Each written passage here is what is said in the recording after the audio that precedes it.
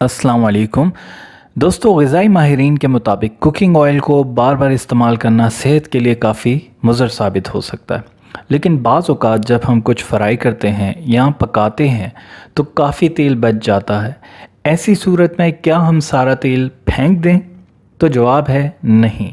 हम इस वीडियो में आपको बताने जा रहे हैं कि कैसे आप तेल को दोबारा और कितनी बार इस्तेमाल कर सकते हैं। मालूमाती वीडियोस के लिए हमारे चैनल को सब्सक्राइब करें और ज़्यादा से ज़्यादा लोगों के साथ शेयर करें। कुछ माहिरीन ने मुर्गी और आलू के चिप्स को मैदा, जिसे हम अंग्रेज़ी ज़ुबान में कॉर्न स्टार्च भी कहते हैं, लगाकर फ्राई किया। उस बचे हुए तेल को जब 5 बार इस्तेमाल किया गया तो तेल का रंग हरा होने लगा और उस तेल में तली गई चीज़ का जायका भी बदमज़ा हो गया और खाने में चिकनाई भी आ गई। सादे आलूओं को फ्राई करने पर तेल के रंग में 8वें इस्तेमाल के बाद थोड़ी सी तब्दीली आई।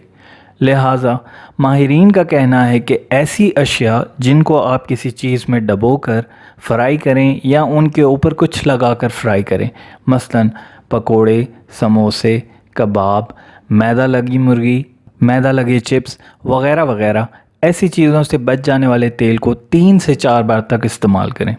आलू के सादा चिप्स फ्राई करने वाले तेल को कम से कम 8 बार आलू फ्राई करने के लिए ही इस्तेमाल किया जा सकता है।